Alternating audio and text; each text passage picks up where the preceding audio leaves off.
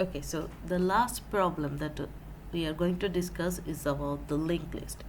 So we have to sum all the elements that are present in the linked list and get a result. So let's consider this example where we have a linked list defined with elements as 10, 20, 30, 40, and so on, right? And 10 is my starting point. So basically what we have to do is sum 10 plus 20 plus 30 plus 40, which will give me 100. We know how to do it iteratively, right? We go through a loop, we start it from the head and go to the next value and add it up. But how we can do it using recursion? So the approach is similar. When we go in the loops, I have to go iterating from next node to get the value, right?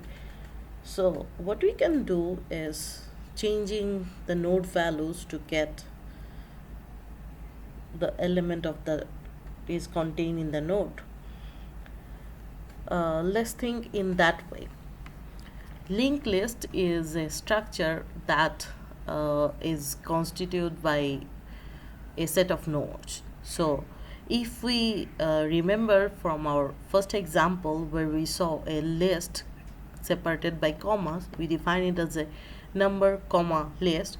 Similar approach can be done with a linked list. So a linked list is a node and connect it with another linked list, right? So you can define this is a node which is connected with another linked list. Similarly, this can be divided as a node followed by another linked list.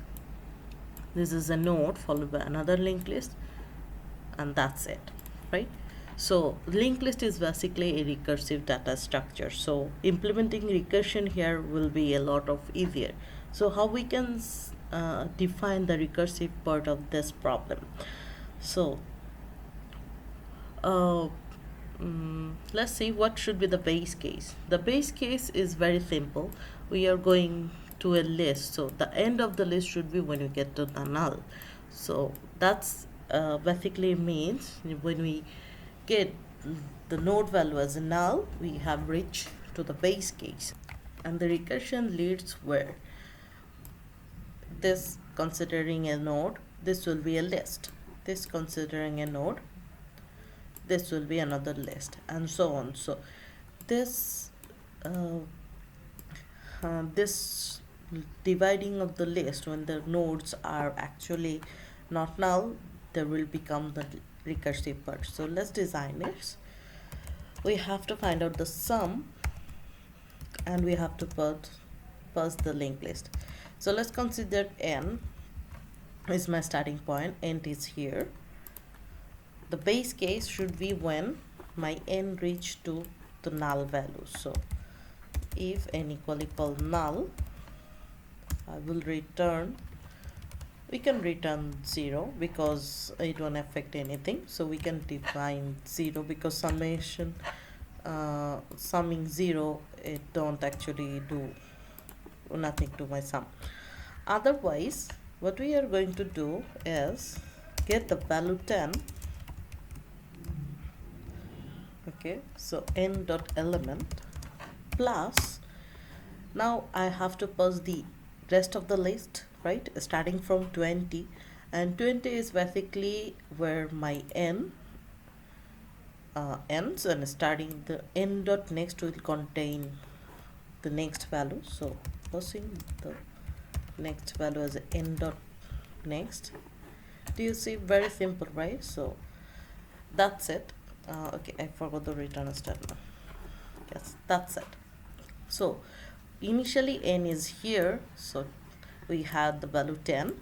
Next, the sum is called from this list, so it goes again to the method and add 20 here plus sum of 30, and so on till it get to the null pointer. That's how we solve a iterative summation using linked list. So implementing recursion in linked list is very easier, and as itself the structure is recursive. So that's all about recursion. Now let me talk about the problems that the recursive programming has.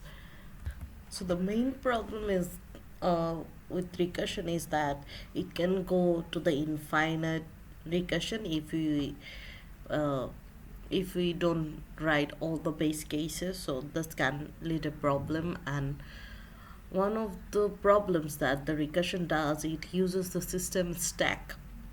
So it put all the method calling one by one in a stack, so we can get sometimes the stack overflow function, a stack overflow error. So another problem is with recursion is that it calls the sub problem several times. So it can be a same problem solved like 3 times or 4 times in the same recursion function, so which is not necessary, right?